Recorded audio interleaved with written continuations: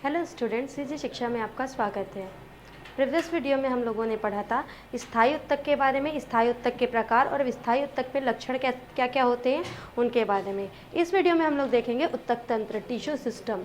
ठीक है, संवहनीय पादपों में पादप शरीर अलग अलग प्रकार के उत्तकों का बना होता है। मतलब क्या होता है, देखो हर जो कोशिकाओं का समूह होता है उसको उत्तक बोलते हैं, और जो उत्तक होता है वो पर्टिकुलर अलग अलग कोशिकाओं का तब समान रूप से कोशिकाओं का बना होता है, और उन लोग का कार्य क्या होता है, वो अलग अलग जगह पे अलग अलग भागों पे अलग अलग कार्यों को संपन्न करते हैं ना। तो उनके लिए क्या होता है, जो संवहनी पादप होते हैं उनके अलग अलग भाग में अलग अलग प्रकार के उत्तक होते हैं। ये उत्तक जो होते हैं उच्च श्रेणी के श्रम विभाजन का प्रदर्शन करते हैं। उच्च श्रेणी के श्रम विभाजन का मतलब क्या होता है कि जो ग्रुप ऑफ टिश्यूज होते हैं, है ना, उत्तकों का जो समूह होता है वो एक अंग का निर्माण करता है, और उस अंग का कार्य क्या होता है, अपना पर्टिकुलर कार्य। जैसे कि अगर हम लोग ह्यूमन बींग्स में देखेंगे, इंसानों में देखेंगे, तो जो समान रूप से कोशिका है वो क्या करते हैं, समूह बनाते हैं, तो उसको बोलते हैं उत्तक। उत्तकों का समूह होता है वो बनाता है अंग, और अंग जो होता है वो पर्टिकुलर एक काम को करता है। जैसे कि हमारा हाथ है, वो हाथ का करने का काम करता है, पकड़ने का, उठाने का। पैरों का कार्य क्या होता है, जो अंग होते हैं, पैर जो अंग होता है हमारा, वो क्या करता है, चलने का। वैसे ही पादप में भी उच्च श्रेणी का श्रम विभाजन पाया जाता है, अर्थात जो पर्टिकुलर अलग अलग उत्तक होते हैं वो अंग का निर्माण करते हैं, और जो भाग होते हैं उनका कार्य अलग अलग होता है। ठीक है, किसी एक तरह के कार्य तो उनके द्वारा बनाई गई प्रणाली को उत्तक प्रणाली कहते हैं। हेंगसेक्स ने सन 1875 में उत्तक तंत्र को 3 प्रकार में विभेदित किया था। पहला है बाह्यत्वचीय उत्तक तंत्र, फिर दूसरा है भरण उत्तक तंत्र, और तीसरा है संवहनीय उत्तक तंत्र। पहला है एपिडर्मल टिश्यू सिस्टम, दूसरा है ग्राउंड टिश्यू सिस्टम, और तीसरा है वेस्कुलर टिश्यू सिस्टम। पहला देखेंगे अगर हम लोग बाह्य त्वचीय उत्तक तंत्र, इपिडर्मल टिश्यू सिस्टम, इसको क्या बोलेंगे कि जो पौधे के बाह्य सतह पर उपस्थित आवरणीय उत्तक होते हैं उनसे संबंधित प्रवर्ध जो होते हैं और उनकी संरचनाएं जो होती हैं उनको आपस में क्या बोलते हैं, एक प्रतिरक्षात्मक आवरण का निर्माण करते हैं। देखो किसी भी जीव के, चाहे वो प्लांट हो या फिर एनिमल्स हो, है ना, मतलब जो पादप हो या फिर जीव हो, उनकी जो बाह्य त्वचा होती है, उनकी जो बाह्य त्वचा में कोशिकाओं का समूह होता है या फिर टिश्यूज का समूह होता है, उत्तकों समूह होता है, वो क्या कार्य करती है, उनमें अलग अलग प्रकार की प्रवर्ध निकले होते हैं। जैसे कोई रोमिल होता है, कोई दंशिल होता है, दंश युक्त होता है। इनमें अलग अलग संरचनाएं निकलती होती है जो क्या करती है, उस जीव का प्रतिरक्षात्मक आवरण बनाती है। ठीक है, प्रतिरक्षात्मक आवरण प्रणाली बनाती है, उसे बाह्य त्वचीय अधिचर्म उत्तक तंत्र कहते हैं। इसका निर्माण कैसे होता है, अग्रस्त प्रविभाजी के डर्मेटोजेन नामक स्तर से निर्मित होता है। इस तंत्र का निर्माण कैसे होता है, तो अग्रस्त प्रविभाजी डर्मेटोजेन के नामक स्तर से होता है। बाह्य त्वचा के रूप में मूलतः इसको बोलते हैं। अगर दूसरा देखेंगे यह तो प्रायः एक स्तरीय अविरल,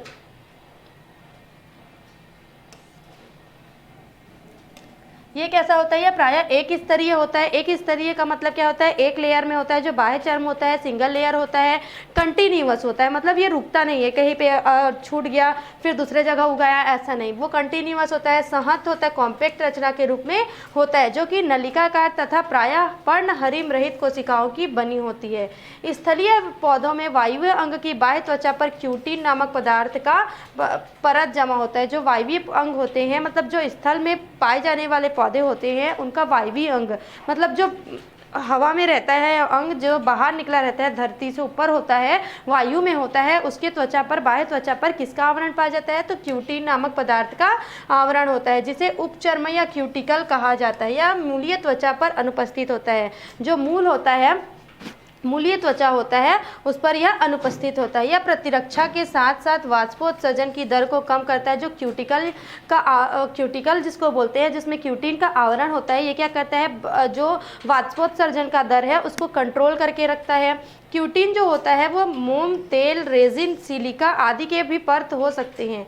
कुछ पौधों की बाह्य त्वचा पर नुकीली और ग्रंथिल रोम उपस्थित हो सकते हैं। अभी हम लोगों ने बताया कि जो बाह्य त्वचा पर अनेक प्रवर्ध या फिर संरचनाएं होती हैं, उसमें से रोम हो सकता है, दंशशील हो सकता है ना। यह प्रतिरक्षात्मक की दर को क्या करता है, बढ़ाते हैं। प्रतिरक्षा जो तंत्र होते हैं उसके दर को इन लोग बढ़ाते हैं, मतलब इनको कोई भी आके हार्म नहीं कर सकता, हर्ट नहीं कर सकता। ये क्या करते हैं, उसके विपरीत कार्य करते हैं। ठीक है, जैसे दंश संवेदनशील है अगर, तो वो क्या होगा, अगर किसी उसके बाह्य चर्म को अगर आप पकड़ना चाहोगे या फिर उसको नुकसान पहुंचाना चाहोगे तो वो क्या कर देगा, आपके अंदर घुसेगा, तो आप उसको हार्म नहीं कर पाओगे, है ना। इसलिए ये प्रतिरक्षात्मक प्रणाली का मुख्य अंग होता है। कुछ पौधों जैसे कि कनेर, बरगद, पारा, रबर आदि में बाह्य त्वचा जो होता है वो 2 या 2 से अधिक स्तरों की बनी होती है। बाह्य त्वचा से संबंधित संरचनाएं क्या क्या होती है देखते हैं। तो पहला है स्टोमेटा, रंध्र। स्टोमेटा होगा या फिर रंध्र उसको बोलते हैं हिंदी में। स्टोमेटा जो होती हैं वो पत्तियां तथा तरुण तना की बाह्य त्वचा पर अनेक छोटे छोटे छिद्र उपस्थित होते हैं, जो कई पादपों में तथा उनके जो तने होते हैं, तरुण तने मतलब नए जो तने होते हैं जो कोमल होते हैं, उन पर छोटे छोटे छिद्र होते हैं जो कि विशिष्ट कोशिकाओं के रूप में उपस्थित होते हैं और रक्षक कोशिका से घिरे हुए होते हैं। मतलब ये जो कोशिकाएं होती हैं इसके आसपास रक्षक कोशिकाएं होती हैं, इन्हें रंध्र कहा जाता है। द्विबीजपत्रीय पौधों की पत्तियों में निचली सतह पर तैरने वाले पौधे की पत्तियों पर ऊपरी सतह पर तथा एक बीजपत्रीय पौधों की दोनों सतहों पर रंध्र पाए जाते हैं। जो द्विबीजपत्रीय पौधे होते हैं, है ना, द्विबीजपत्रीय पादप जो होते हैं उनकी निचली सतह पर, मतलब देखो ये पत्तियों में होता है ना, या फिर तरुण तने में होता है, तो पत्तियों में होगा तो ये क्या होगा, द्विबीजपत्रीय पत्तों में निचली सतह पर तैरने वाले पौधे की पत्तियों में ऊपरी सतह पर जो पादप तैरते हैं, मतलब जो जल में पाए जाते हैं, उनकी ऊपरी सतह पर तथा एक बीजपत्रीय पौधे जो होते हैं उनकी पत्तियों के दोनों सतहों पर रंध्र उपस्थित होते हैं। रक्षक कोशिका जो होती है इनकी छिद्र कैसी होती है, मोटी होती है, और उनकी भित्ति जो होती है मोटी होती है, छिद्र की जो भित्ति होती है मोटी होती है, अवतल तथा बाहर की ओर स्थित भित्ति वाले उत्तल तथा बाहर की ओर स्थित भित्ति पतली तथा उत्तल होती है। जो मोटी भित्ति मतलब जो अंदर की तरफ की जो छिद्र की अंदर की ओर की कोशिका होती है वो कैसी होती है, मोटी भित्ति वाली होती है और अवतल होती है, और जो बाहर की ओर की कोशिकाएं होती हैं वो पतली होती है और उत्तल होती हैं। मरुद्भिद पौधों के रंध्र में गड्ढे रहते हैं, गड्ढे पाए जाते हैं ताकि वाष्पोत्सर्जन की क्रिया को मंद कर सके। अगर छेद अंदर की ओर होंगे तो वो क्या करेंगे, बाहर पानी निकालने में उनको बहुत ज़्यादा मेहनत लगेगा, इसलिए वो क्या होता है, वाष्पोत्सर्जन की क्रिया धीरे हो जाती है। रक्षक कोशिकाएं अपने चारों ओर पतली भित्ति वाली कोशिकाओं से घिरे रहते हैं जिन्हें सहायक कोशिकाएं एक्सेसरी सेल्स कहते हैं, जो किडनी शेप्ड होते हैं। उदाहरण है द्विबीजपत्रीय पौधे या डमरू नुमा उदाहरण है एक बीजपत्रीय पौधे। ठीक है, ये है स्टोमेटा की संरचना। इसको आप याद करेंगे क्योंकि स्टोमेटा का जो स्ट्रक्चर है, स्टोमेटा का डिटेल है जो आपको पूछा जाता है 2 नंबर और 3 नंबर वाले क्वेश्चन में, तो ये इंपॉर्टेंट है, आप इसको लर्न कर सकते हैं। ये है एपिडर्मल सेल, सब्सिडनरी सेल, इसको बोलेंगे न्यूक्लियाई। इस प्रकार का स्टोमेटा दिखाई देता है। ठीक है, ये है छिद्र, ये स्टोमेटा, फिर है ये गार्ड सेल, ये जो बगल बगल में है ये क्या है, ये जो है वो गार्ड सेल है, इसको बोलेंगे क्लोरोप्लास्ट। छेद के आसपास क्या होता है, क्लोरोप्लास्ट होता है और उसमें न्यूक्लियाई भी पाई जाती है। फिर है बूलीफॉर्म या मोटर कोशिकाएं, दूसरा है आपका बूलीफॉर्म या मोटर कोशिकाएं। रंध्र के बाद आपका बूलीफॉर्म या मोटर कोशिकाएं जो होती है वो एक बीजपत्रीय पौधों के पत्तियों के बाह्य त्वचा पर पाई जाती है। एक बीजपत्री वाले जो पौधे होते हैं उनकी पत्तियों के बाह्य त्वचा पर निश्चित अंतराल में, मतलब थोड़े थोड़े दूरी में क्या पाया जाता है, उपस्थित होते हैं। ये कैसे होते हैं, फूले हुए, गुब्बारा जैसे फूल जाता है ना, सिकुड़ा रहता है, फिर अगर गुब्बारे में हवा भरते हैं तो वो फूल जाता है, तो उसी प्रकार से गुब्बारे के जैसे फूले हुए आकार की होती है। इसको बूलीफॉर्म कहते हैं। इनकी जो भित्ति होती है वो पतली होती है एवं अनेक रिक्तिकाओं वाली होती है। इन फूली हुई कोशिकाओं में जो अब देखो गुब्बारे के जैसा फूला हुआ कोशिका है, इनमें क्या होता है, जल की मात्रा अधिक होती है क्योंकि ये फूला हुआ होता है। तापमान के अधिक होने पर इसमें पानी बाहर निकल जाता है। जब तापमान अधिक हो जाता है तो पानी क्या हो जाता है, बाहर निकल जाता है और ये सूखकर पत्तियों में मुड़कर बंद अवस्था में ला देती है। देखो ये क्या होता है, पत्तियों के बाह्य त्वचा पर पाया जाता है और गुब्बारे के जैसा फूल जाता है। और इसमें क्योंकि पानी की मात्रा अधिक होती है। लेकिन जब तापमान बहुत ज़्यादा बढ़ जाता है, मतलब गर्मी का सीजन आ जाता है, तो क्या होता है, जो पानी है वो क्या हो जाता है, सूख जाता है, तो ये पत्तियों को भी मोड़ देती है। ये क्या होता है, पत्तियों में निश्चित अंतराल में पाया जाता है। फिर जब तापमान कमी होती है, मतलब आपका जब बारिश होना स्टार्ट होता है तो क्या होता है, जब फिर पानी आराम से मिलने लगती है तो ये फिर बढ़ जाती है और पत्तियां खुल के सीधी हो जाती है। ऐसी कोशिकाओं को मोटर कोशिकाएं या फिर आवर्धकत्व कोशिकाएं कहते हैं। उदाहरण है मक्का। फिर है सिस्टोलिथ भी आपको पूछा जाता है। ठीक है, कुछ पौधों की बाह्य त्वचा की कोशिकाओं में कैल्शियम कार्बोनेट के बने क्रिस्टल्स के गुच्छे पाए जाते हैं। ठीक है, क्रिस्टल्स मतलब स्टोन्स के गुच्छे पाए जाते हैं। सिस्टोलिथ कुछ पौधों की जो बाह्य त्वचाएं होती है, बाह्य त्वचा होती है, उसमें कोशिकाओं में कैल्शियम कार्बोनेट CaCO3 की क्या पाई जाती हैं, क्रिस्टल के गुच्छे पाए जाते हैं, जिससे सिस्टोलिथ कहते हैं, तथा कोशिका लिथोसाइट के नाम से जानी जाती है। उदाहरण है बरगद, पीपल आदि। सिस्टोलिथ किस में पाया जाता है या फिर सिस्टोलिथ किसका उदाहरण है, तो बरगद का आप नाम लिख सकते हैं। फिर है एक बजपत्री पत्ती के अनुप्रस्थ काट के हिस्से में बुलीफार्म या मोटर कोशिकाएं। बुलीफार्म या मोटर कोशिकाएं इस प्रकार की फूली हुई पत्ती के समान दिखाई देती है। ओके, ये है उसका डायग्राम।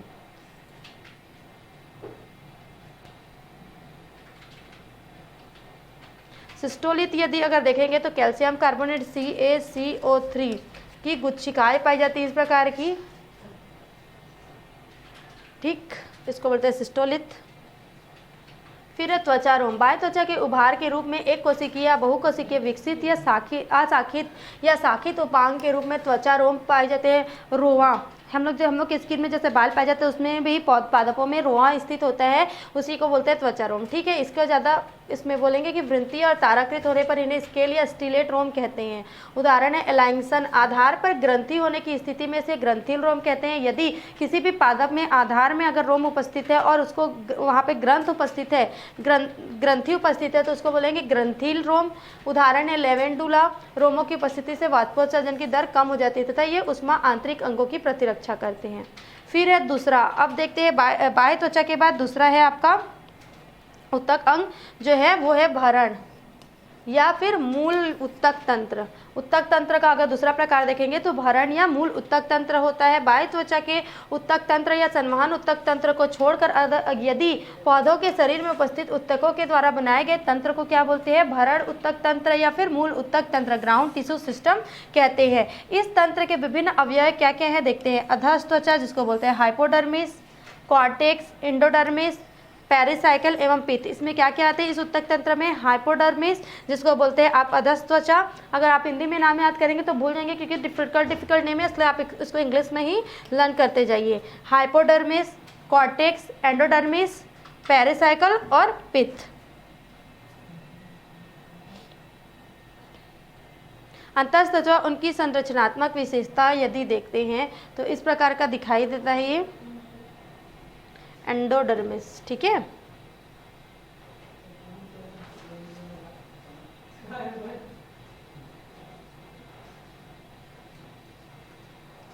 अब इसका पहला भाग देखेंगे भरण उत्तक का, हाइपोडर्मिस। हाइपोडर्मिस क्या होता है, जो बाह्य त्वचा होती है उसके नीचे द्विस्तरीय अथवा अधिक स्तरों का स्थूलोकोणोत्तक कोलेन कायमा या दृढ़ोत्तक स्क्लेरेंट काइमेटस जो होता है, क्लोरेंट काइमेटस और स्क्लेरेंट काइमेटस कोशिकाओं का जो बना हुआ क्षेत्र होता है उसे क्या बोलते हैं, हाइपोडर्मिस बोलते हैं। ठीक है, ये मल्टीलेयर्ड होता है, मतलब 2-3 स्तरों का बना होता है। एक समय में हाइपोडर्मिस एक ही प्रकार के उत्तक होते हैं। जैसे अगर कोलेन काइमेटस है तो कोलेन काइमेटस ही होंगे, स्क्लेरेंट काइमेटस है तो स्क्लेरेंट काइमेटस ही होंगे। जिन पौधों के अंगों की सतह पर उभार स्थित होता है उस उभार वाले हिस्सों में कोलेन कायमा स्थित होता है। उदाहरण है कुकुरबिटेसी कुल के तना में। फिर है कॉर्टेक्स। कॉर्टेक्स जो होता है वो एपिडर्मिस मतलब जो बाह्य त्वचा होती है, और हाइपोडर्मिस बाह्य त्वचा, और एंडोडर्मिस जो होता है उसके बीच में जो भाग होता है उसको बोलते हैं कॉर्टेक्स। ठीक है, मृदुतक कोशिकाओं के बने मतलब आप पेरेन्काइमेटस जो सेल्स होते हैं उनके बने भाग को क्या बोलते हैं, ये पेरेन्काइमेटस सेल्स के बने होते हैं। तरुण अवस्था में इनकी जो कोशिकाएं होती है, जब ये यंग स्टेज में होते हैं तो इनमें क्या पाया जाता है, क्लोरोप्लास्ट पाया जाता है, हरित लवक होता है। जलीय पौधों में या वायु प्रकोष्ठ युक्त होते हैं। जो कॉर्टेक्स होता है जब जलीय पौधों में देखेंगे तो ये क्या होता है, वायु प्रकोष्ठ युक्त होते हैं, जो इसको क्या करते हैं, जल में तैरने में मदद करता है। ठीक है, फिर है कॉर्टेक्स की जो कोशिकाएं होती है वो श्लेष्म ग्रंथि, लैटेक्स, तेल ग्रंथियां, रेजिन नलिका आदि उपस्थित होती है। तना में अधस त्वचा के नीचे स्थित वलकुट को सामान्य वलकुट कहते हैं। यदि तना जो है उसमें अगर हाइपोडर्मिस के नीचे जो स्थित कॉर्टेक्स होता है उसको जनरल कॉर्टेक्स बोलते हैं, जबकि जड़ में उपस्थित जड़ में क्या होता है, वलकुट जो क्षेत्र होता है अर्थात कॉर्टेक्स जो क्षेत्र होता है उसको भरण उत्तक कहा जाता है। अगर इनका कार्य देखेंगे तो इनका कार्य होता है रक्षा करना और उसके साथ साथ उत्तक तंत्र भंडारण स्टोरेज का भी कार्य करता है और कुछ स्थितियों में ये सिक्रेशन भी करता है, ठीक है, प्रकाश संश्लेषण भी करता है, फोटोसिंथेसिस का कार्य भी करता है कॉर्टेक्स। फिर नेक्स्ट है आपका एंडोडर्मिस। एंडोडर्मिस जो होता है वो क्या करता है, वल्कुट मतलब जो कॉर्टेक्स का नीचे वाला भाग होता है, जिसको कॉर्टेक्स का जो लास्ट लेयर होता है ना, उसके नीचे में जो परिरंभ कोशिका, संसर्ग में कोशिका मतलब जो देखो सबसे पहले क्या हो गया एपिडर्मिस, जिसको हम लोग बाह्य त्वचा बोलते हैं। एपिडर्मिस के बाद 2-3 लेयर क्या होता है, क्लोरेंकाइमेटस या फिर स्क्लेरेंकाइमेटस क्या हो जाएगा आपका,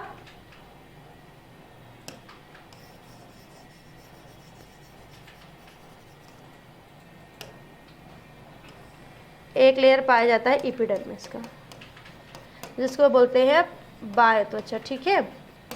फिर उसके नीचे पाया जाता है आपका 2-3 लेयर का क्लोरेंकाइमेटस या पेरेंकाइमेटस का क्या पाया जाता है,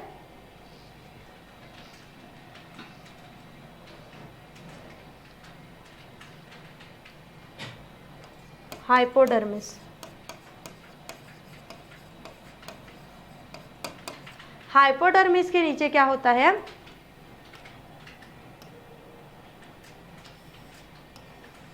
कॉर्टेक्स। अब कॉर्टेक्स के नीचे अगर आप इसके लास्ट लेयर से देखेंगे, इसके लास्ट लेयर से ही शुरू हो जाता है आपका एंडोडर्मिस।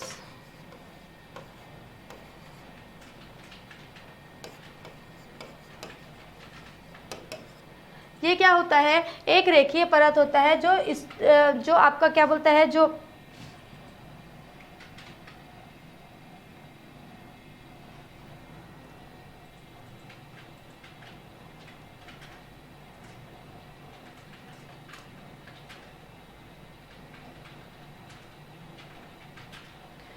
ये कॉर्टेक्स जो होता है उसका जो लास्ट लेयर होता है उससे जुड़ा रहता है और नीचे जो आपका पेरिसाइकल या फिर पित्त जो होता है उससे जुड़ा रहता है। ये सिंगल लेयर्ड होता है, ठीक है, ये क्या होता है, सिंगल लेयर होता है। ये जड़ में अधिक स्पष्ट रूप से दिखाई देता है और रेडिकल या फिर इनर भित्तियों पर सुबेरिन, इसके क्या होता है, इसकी जो कोशिकाएं होती हैं ये अरीय होती है, रेडिकल होती है और इनकी जो आंतरिक और भित्तियाँ होती है, आंतरिक भित्तियों पर सुबेरिन या क्यूटिन या कभी कभी लिग्निन आदि के संग्रहण के कारण क्या करती है, पट्टी के जैसा दिखाई देती है। ये क्या करती है, जब इसमें लिग्निन वगैरह का जमाव हो जाता है तो ये कैसी दिखाई देती है, पट्टी के जैसे दिखाई देती है, ठीक है, जिसे क्या बोलते हैं, कैस्परी खोजा तथा अंततः यह पट्टी जो होती है उन्हीं के नाम पर कैस्पेरियन पट्टी कहा जाता है। इसको कैस्पेरी नामक वैज्ञानिक ने खोजा था, कैस्पेरी नामक वैज्ञानिक के द्वारा इसका ज्ञान किया गया था, इसलिए इसको कैस्पेरियन पट्टी कहते हैं। ये इसमें क्या का जमा होता है, लिग्निन या फिर क्यूटिन का जमा हो जाता है सिंगल लेयर में, तो ये पट्टी के जैसा दिखाई देता है। कौन,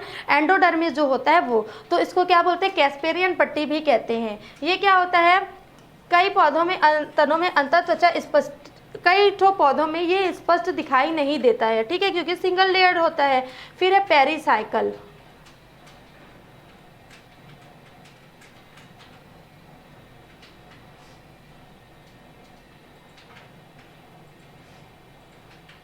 ये अगर देखेंगे तो एंडोडर्मिस का स्ट्रक्चर और क्या होता है देखते हैं।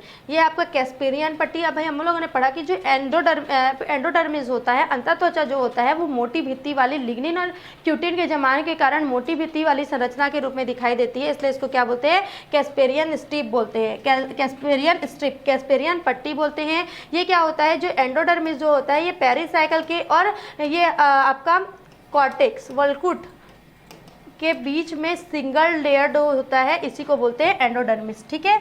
ये हो गया संरचना, थोड़ा आगे दे दिया है पीपीटी में, लेकिन आप इसको यहाँ पे पढ़ेंगे। फिर नेक्स्ट है आपका परिरंभ, जिसको बोलते हैं पेरिसाइकल। पेरिसाइकल क्या होता है, जो संवहन पुल होता है तथा संवहन पुल आगे पढ़ेंगे हम लोग। संवहन पुल जो होता है और आपका एंडोडर्मिस, उसके मध्य पर एक कोशिकीय और बहुकोशिकीय सरल क्षेत्र को क्या बोलते हैं, एक कोशिकीय भी होता है और बहुकोशिकीय भी होता है। इसको क्या बोलेंगे, परिरंभ कहते हैं। ये एक बीजपत्रीय पौधों के तल में अनुपस्थित परंतु द्विबीजपत्रीय पौधों के तल में क्या होता है, देखो एक बीजपत्रीय में इसका अभाव होता है और द्विबीजपत्रीय पौधों में इसका क्या होता है, बहुस्तर होता है, मल्टी लेयर्ड होता है। परिरंभ में मृदुतक तो होते ही हैं, इसके साथ दातक भी होते हैं, परंतु इसमें क्या होता है, पैरेनकाइमेटस का इसमें क्या होता है, पैरेनकाइमेटस तो होता है लेकिन कोलेनकाइमेटस सेल्स का अभाव होता है। इसमें विभाजन करने की क्षमता बहुत सारी होती है तथा ये क्या होते हैं, प्रोकैम्बियम का कार्क कैम्बियम का जब द्वितीयक वृद्धि होती है, जब पौधों में द्वितीयक वृद्धि की संरचना होती है तब ये कार्क कैम्बियम का निर्माण करते हैं। कौन, पेरिसाइकल। यह जड़ों की शाखाओं तथा तना से अपस्थानिक जड़ के निर्माण में भी भाग लेते हैं। जब जड़ों से शाखाएं निकलती है और शाखाओं और तना से जो अपस्थानिक जड़ निकलती है उसका निर्माण भी कौन करता है, पेरिसाइकल करता है। क्लियर। ये कैसा होता है कि इसकी कोशिकाएं जो होती है वो पैरेनकाइमेटस होती है और स्क्लेरेनकाइमेटस नहीं होती है। पहला चीज हो गया। दूसरा चीज क्या होता है, ये एक बीजपत्रीय पौधों में अब्सेंट होती है और द्विबीजपत्रीय पौधों में प्रेजेंट होती है और मल्टी लेयर्ड में होती है, मतलब बहुस्तरीय होती है। क्लियर। इसमें श्रम विभाजन की क्षमता होती है और ये क्या करते हैं, जब द्वितीयक वृद्धि होती है पौधों में तब ये कार्क कैम्बियम का निर्माण करते हैं। यह जड़ों, जब ये शाखाओं और तनों में क्या करता है, अपस्थानिक जड़ों के निर्माण को बढ़ाता है। फिर है पित्त। तना एवं जड़ के वह केंद्रीय भाग जो कि अपने चारों तरफ सनवनीय उत्तकों का क्षेत्र से घिरा रहता है उसको क्या बोलते हैं, पित्त कहते हैं। जब जो तना होता है आपका और जो जड़ होता है तो उसमें जो मिड सेक्शन होता है, मध्य भाग होता है, केंद्र का जो भाग होता है वो अपने चारों तरफ क्या करता है, सनवनीय उत्तकों से, जाइलम और फ्लोएम। सनवनीय उत्तक क्या होते हैं, जाइलम और फ्लोएम, उनसे घिरा रहता है तो उसको क्या बोलते हैं, पित्त कहते हैं। प्रायः क्या होता है, ये पैरेनकाइमेटस होता है। द्विबीजपत्रीय तने में यह उपस्थित रहता है, ठीक है, परंतु द्वितीयक वृद्धि जब वो होती है तब यह समाप्त हो जाता है। जो पित्त होता है वो द्विबीजपत्रीय पौधों में स्थित तो होती है लेकिन जब इसमें सेकेंडरी ग्रोथ होता है, द्वितीयक वृद्धि जब होता है तो जो पित्त होती है वो समाप्त हो जाती है। मज्जा से बाहर की ओर अर्थात सनवनीय उत्तक में क्षेत्र में मज्जा के दीर्घीकृत भागों को क्या बोलते हैं, मेड्यूलरी रेज, मज्जा किरणें बोलते हैं। जब इनके भाग जो होते हैं, मज्जा के जो बाहर का भाग होता है अर्थात सनवनीय उत्तकों के क्षेत्र में मज्जा जो बढ़ता है, ग्रोथ करता है, उसको क्या बोलते हैं, मेड्यूलरी रेज कहते हैं। इसके जाइलम क्षेत्र में स्थित भाग को क्या बोलते हैं, जाइलम किरणें बोलते हैं तथा अगर फ्लोएम के क्षेत्र में उपस्थित किरणें होंगी उसको फ्लोएम रेज बोलेंगे। फिर है तीसरा, संवहनी उत्तक तंत्र। आपका ये हो गया भरण उत्तक, भरण पोषक उत्तक जो बोलेंगे आप लोग। फिर तीसरा है आपका संवहनी उत्तक तंत्र, वेस्कुलर टिश्यू सिस्टम। जटिल उत्तकों के द्वारा बनाए जाने वाले उत्तक प्रणाली जो कि जल, खनिज तथा भोज्य पदार्थों का संवहन पुलों के क्या करते हैं, प्रणाली जल, खनिज तथा भोज्य पदार्थों का संग्रहण करते हैं, उसको बोलते हैं वेस्कुलर सिस्टम। संवहन पुलों के अगर घटक देखेंगे तो संवहन पुलों का घटक क्या होता है, पहला है जाइलम। जाइलम जो होता है उसका विकास पौधों में दो प्रकार से होते हैं, एंडार्क प्रकार का और एक्सार्क प्रकार का, ठीक है। तो एंडार्क क्या होता है, एंडार्क जो होता है वो विकास बाहर की ओर से होने के कारण इसको प्रोटोजाइलम केंद्र की ओर होता है, ये बाहर से अंदर की ओर होता है, ठीक है, बाहर से अंदर की ओर, परिधि से केंद्र की ओर इसका विकास होता है।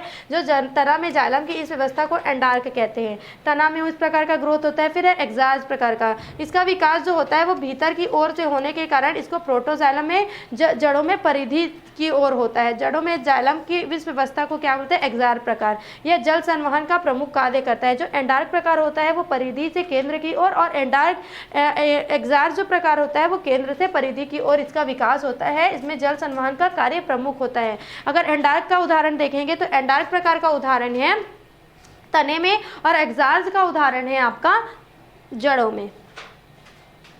फिर है दूसरा फ्लोएम। फ्लोएम जो होता है वो जड़ों व तनों में फ्लोएम जो पोषवाहक केंद्र से दूर परिधि की ओर स्थित होता है, इसका क्या कार्य होता है, मुख्य कार्य जो होता है वो कार्बनिक खाद्य पदार्थों को संग्रहित अंगों एवं वर्धनशील प्रदेशों में पहुंचाना।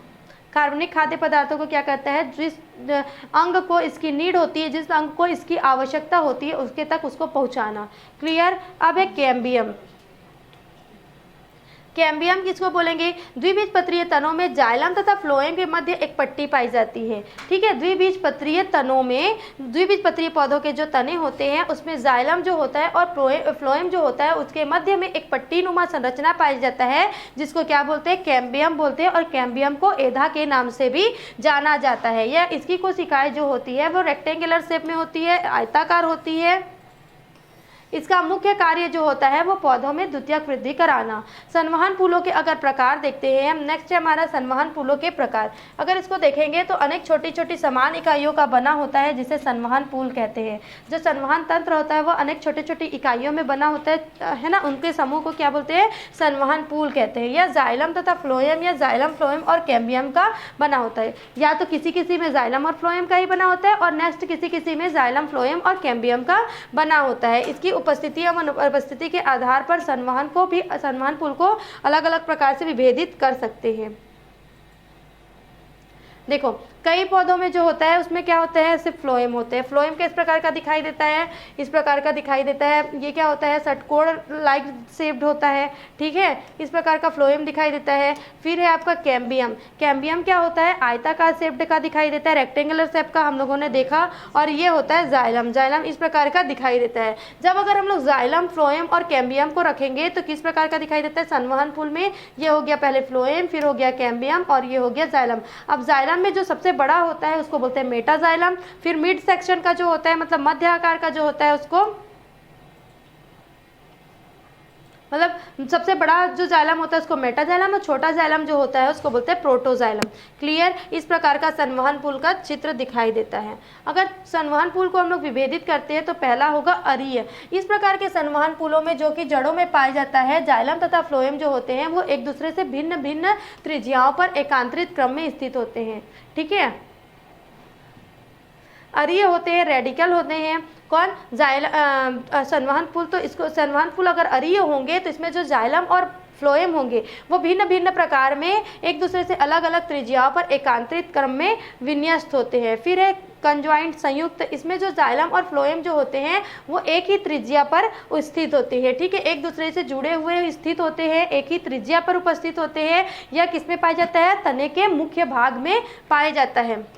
इसको भी दो प्रकार से बांट सकते हैं हम लोग। पहला है आपका समपार्श्व कोलेटरल संवहन फूल, दूसरा है आपका उभय समपार्श्व या बाइकोलेटरल संवहन फूल। पहला है समपार्श्व कोलेटरल संवहन फूल। इसमें क्या होता है? एक ही त्रिज्या पर जाइलम जो होता है वो केंद्र की ओर तथा फ्लोएम जो होता है परिधि की ओर होता है। एक ही त्रिज्या पर होते हैं, जाइलम जो होता है केंद्र की ओर, फ्लोएम जो होता है परिधि की ओर स्थित होते हैं। ठीक है, और कैम्बियम के अनुपस्थिति के आधार पर इन्हें क्रमशः खुला या फिर बंद प्रकार से सूचित किया जाता है।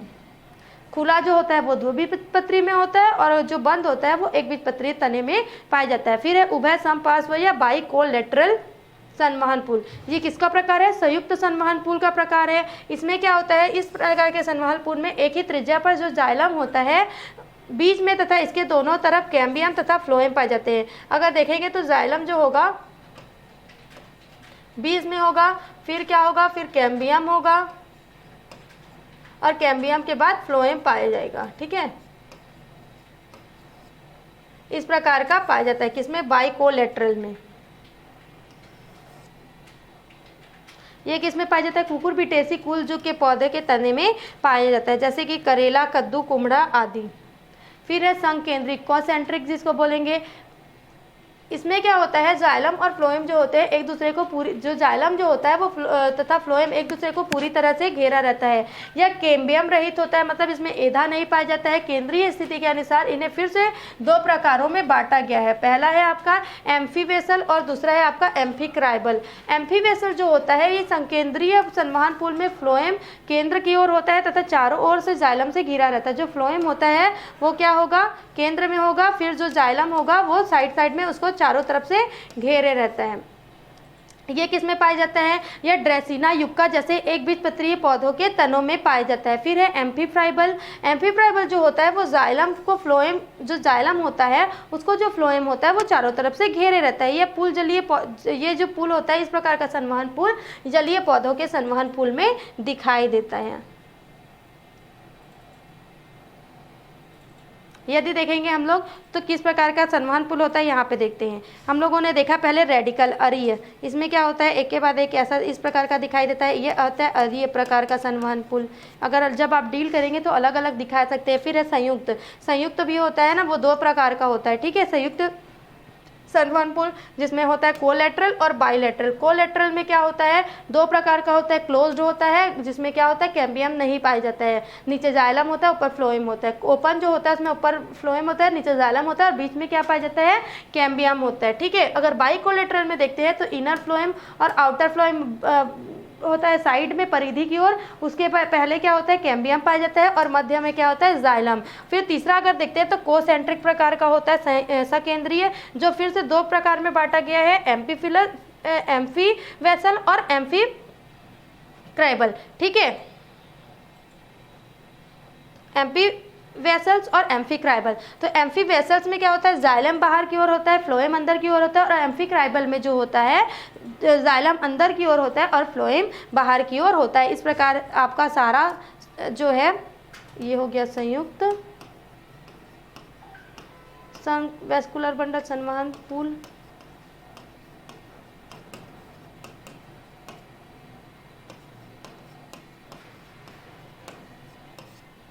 और कॉन्सेंट्रिक मतलब है आपका संयुक्त सकेंद्रीय।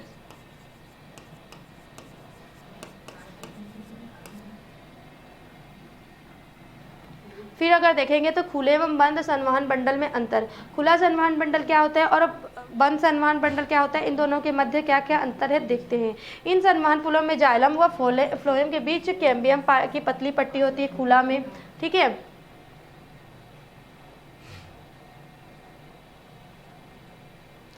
और जो बंद संवहन बंडल होते हैं इसमें कैम्बियम की अनुपस्थिति होती है।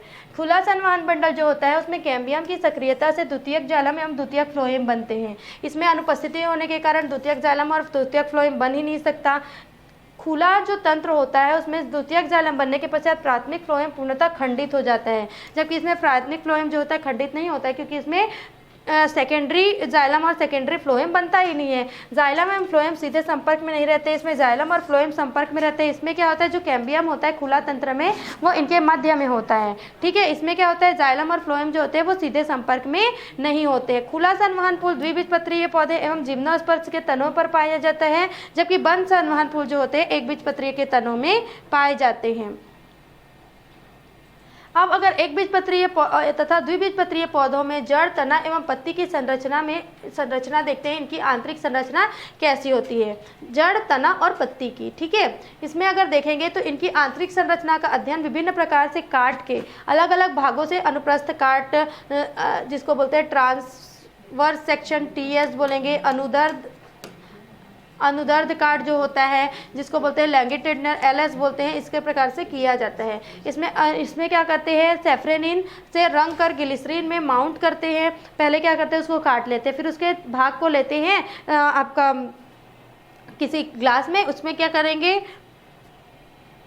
स्लाइड में लेंगे, उसमें लेंगे, उसके बाद सेफ्रेनिन डाल के उसको रंजित करेंगे, अभिरंजित करेंगे, फिर उस पर ग्लिसरीन करके माउंट कर देंगे, उसको माइक्रोस्कोप में देखा जाता है। सेफ्रेनिन अभिरंजक का कारण क्या होता है, लिग्निफाइंड की उत्तकें जो लाल रंग की होती है तथा ये क्या होता है देखो अभी जब उसको सेफ्रेनिन से हम लोग अभिरंजित कर देते हैं मतलब वो लाल कलर का दिखाई देगा या फिर गुलाबी कलर का दिखाई देता है। तो ये क्या होता है उसमें स्पष्ट जो होते हैं जो उत्तकें जो होती है स्पष्ट रूप से दिखाई देते हैं। अगर जड़ की सामान्य आंतरिक रचना देखेंगे तो जड़ की ये प्रैक्टिकल बेस्ड है तो इसको आप लोग स्कूल में कर सकते हैं। इसमें क्या करेंगे आप किसी भी तना को लेंगे, तना का छोटा सा भाग निकालेंगे, ऊपर का परत निकाल कर है ना वो उसको छोटा सा भाग लेंगे, चिमटी से काट के अलग करेंगे, या तो उसको अनुप्रस्थ काटेंगे या फिर लॉन्गिट्यूड काटेंगे। दो प्रकार से समझ में आ गया, अनुप्रस्थ मतलब ट्रांसवर्स और लॉन्गिट्यूड मतलब हो गया लंबवत। उसको काट लेंगे पहले और काटने के बाद क्या करेंगे उसका छोटा सा टुकड़ा को लेंगे स्लाइड पे क्या करेंगे बेटा आप लोग उसमें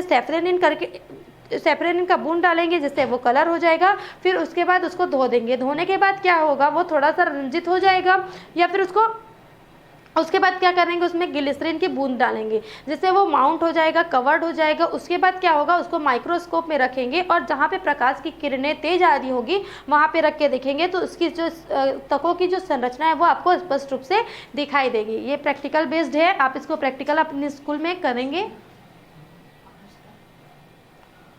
आप देखते हैं जड़ में निम्नलिखित क्या क्या तंत्र होते हैं या फिर उनके आंतरिक लक्षण क्या होते हैं। अगर जड़ की सबसे बाहरी कोशिका को देखेंगे तो इपीब्लेमा कहते हैं। जड़ का सबसे बाहरी कोशिकीय स्तर होता है उसको क्या बोलते हैं, इपीब्लेमा कहते हैं। इसे अल्प आयु वाले एक कोशिकीय रोम जुड़े होते हैं। अधस त्वचा हाइपोडर्मिस का अभाव होता है इसमें।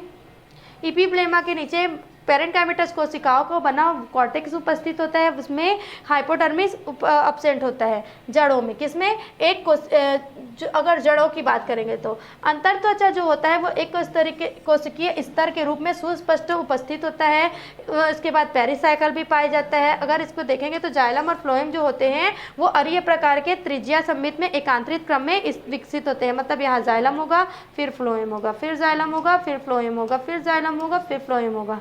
क्लियर, एक के बाद एक संरचना में पाए जाते हैं। इसमें क्या होता है, जो जाइलम होता है वो एक्सार्च प्रकार का होता है और प्रोटोजाइलम जो होता है, प्रोटो मतलब छोटा वाला जो जाइलम बाहर की होगा और मेटाजाइलम केंद्र की ओर उपस्थित होता है। संवहन पुल अगर देखेंगे इसका तो जाइलम और फ्लोएम के बीच संयोजी उत्तक नामक मृदुतक उत्तक पाया जाता है। संवहन पुल से घिरे हुए मध्य भाग के रूप में पित्त उपस्थित होता है या द्विबीजपत्रीय पौधों मूलों में अनुपस्थित होता है। क्लियर। जड़ों के अगर मुख्य लक्षण देखेंगे तो जड़ों के मुख्य लक्षण में अगर एक बीजपत्रीय जड़ में देखेंगे तो संवहन पुलों की संख्या कितनी होती है, 8 या 8 से अधिक। इसमें कैम्बियम नहीं पाया जाता है और इसके जड़ के केंद्रीय भाग में सुविकसित पित्त की उपस्थिति होती है। अगर इसी बात में अगर द्विबीजपत्रीय जड़ों का लक्षण देखेंगे तो इसमें संवहन पुलों की संख्या जो होती है वो 2 से 6 होती है। पेरिसाइकल जो होते हैं वो सुविकसित होते हैं और पार्श्व जड़ें परिरंभ से ही विकसित होती है। संवहन कैम्बियम व कार्क कैम्बियम के कुछ भाग इसी से विकसित होते हैं। पित्त जो होता है वो अल्प विकसित या फिर अनुपस्थित होता है। नेक्स्ट देखेंगे हम लोग द्विबीजपत्रीय जड़ की आंतरिक संरचना। नेक्स्ट टॉपिक है आपका द्विबीजपत्रीय जड़ की आंतरिक संरचना। ठीक है, अगर द्विबीजपत्रीय जड़ की आंतरिक संरचना देखेंगे तो जो इसमें इपीब्लेमा होता है, मतलब जो बाहरी स्तर होता है वो एक स्तरीय कोशिकाओं की बनी होती है। जो कि देखना एक चीज और, अगर आपको पूछा जाता है क्वेश्चन में, यहाँ से क्वेश्चन उठता है कि द्विबीजपत्रीय पौधों की आंतरिक संरचना का वर्णन कीजिए, एक बीजपत्रीय पौधों की आंतरिक जड़ों का वर्णन कीजिए, है ना। एक बीजपत्रीय, द्विबीजपत्रीय जड़, तना या फिर आप पत्तियों की, इन लोगों का क्या करेंगे, भागों का वर्णन कीजिए फिर अंतर बताइए। तो इसमें क्या करेंगे, आप इसको डील को लिखना होगा और उसी के अनुसार आपको चित्र बनाना होगा, जिससे समझ में, अगर आप चित्र सही बनाते हैं तो आपका जो डील होता है, मतलब आप जो चित्र अगर सही बनाए हैं, जस्ट लाइक ये कि जो द्विबीजपत्रीय जड़ होता है उसका जो बाहरी त्वचा होता है वो कैसा होता है, एक स्तरीय कोशिकाओं का बना होता है, एक सिंगल लेयर होता है और किसका बना होता है, पेरेंकाइमेटस का बना होता है, जिसका ऊपरी भाग क्या होता है, मूल रोम स्थित होता है जिससे ढके रहते हैं। इसमें क्यूटिकल का अभाव होता है, क्यूटिकल का लेयर नहीं पाया जाता है। नेक्स्ट है आपका इसमें हाइपोडर्मिस अनुपस्थित होता है। तो देन इसके बाद इसमें क्या पाया जाता है, कॉर्टेक्स उपस्थित होता है। जो कॉर्टेक्स होता है वो अंतःत्वचा के बीच मृदुतकी कोशिकाओं का बना होता है। इनकी कोशिकाएं कैसी होती है, गोल होती है। मतलब कॉर्टेक्स को हम लोग अगर दर्शाते हैं, देखो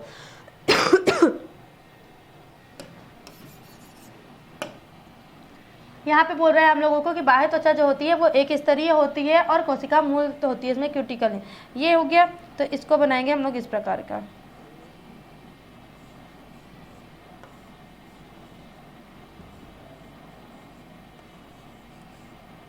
इसका आपको डायग्राम दिखेगा बाद में, लेकिन हम लोग बनाते जाते हैं क्योंकि प्रैक्टिस होगा। ये हो गया।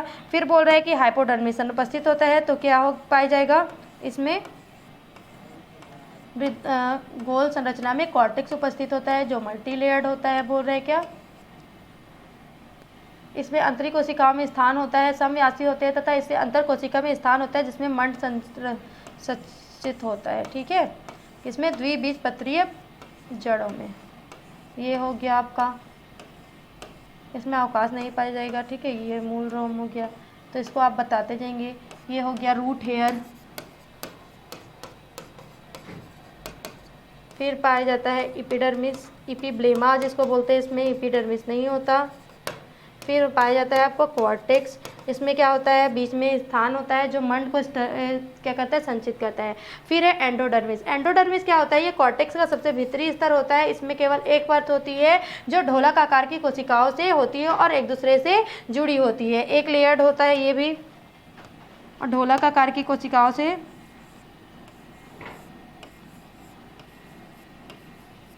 ये क्या हो गया आपका, इपिडर्मिस। फिर ये पेरिसाइकिल है। पेरिसाइकिल क्या होता है? ये एक मोटी परत की बनी मृदुतक कोशिकाओं का बना, मतलब पैरेनकाइमेटस सेल्स का बना होता है, ठीक है।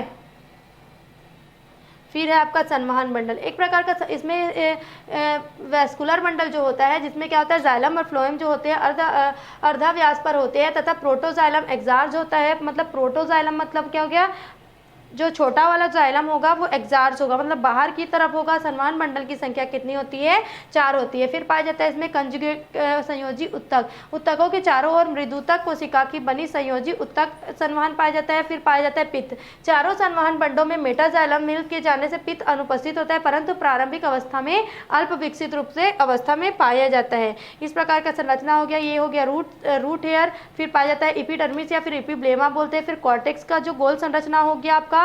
फिर एंडोडर्मिस का एक लेयर पाया जाता है। फिर पेरिसाइकिल पाया जाता है। पेरिसाइकिल में क्या होता है? पेरिसाइकिल में जो संवहन बंडल की संख्या होती है वो क्या होती है? 4 होती है लगभग। और फ्लोएम क्या होता है? पाया जाता है। फिर जो प्रोटोजाइलम जो होता है वो क्या होता है? एक्सार्ज होता है, तो बाहर की हो गया, और मेटाजाइलम अंदर की हो गया। फिर बीच में पीत होता है जो अल्प विकसित होता है प्राइमरी स्टेज पे। ये है आपका द्विबीजपत्रीय जड़ की संरचना, जड़ की आंतरिक संरचना। ये क्वेश्चंस में आते हैं।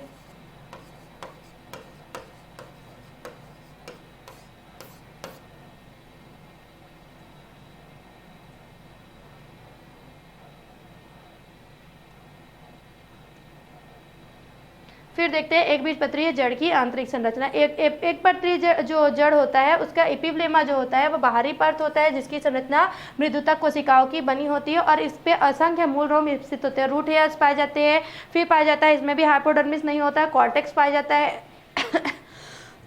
जो चौड़ा भाग होता है इसकी भी जो कोशिकाएं होती है वो गोल होती है, और इसमें अंतर कोशिकीय अवकाश पाया जाता है, मतलब जो उनकी संरचना होती है उनके मध्य में अवकाश उपस्थित होता है। फिर है एंडोडर्मिस, यह कैसा होता है? मोटी परत तथा कॉर्टेक्स की सबसे अंदर की परत होती है। इसकी कोशिकाएं कैसी होती है? ढोलक आकार की होती है। पेरिसाइकिल पाया जाता है जो क्या होता है? मृदुतक कोशिकाओं का बना होता है। संवहन बंडल जो होता है, प्रोटोजाइलम जो होता है वो एक्सार्ज प्रकार का होता है, अर्थात परिधि की ओर स्थित होता है। फिर है संयोजी उत्तक, संवहन बंडल के चारों ओर मृदुतक कोशिकाओं की बनी संयोजी उत्तक पाई जाती है। फिर पाया जाता है पित्त, जो चौड़ा होता है जिसमें अंतर कोशिकीय स्थान पाया जाता है। इस प्रकार से इसका चित्र दिखाई देता है। ये है आपका संवहन बंडल, जिसमें एंडोडर्मिस के बाद पेरिसाइकिल पाया जाता है, जिसमें प्रोटोजाइलम जो होता है वो एक्सार्ज प्रकार का होता है। मेटाजाइलम जो होगा वो केंद्र की साइड होगा।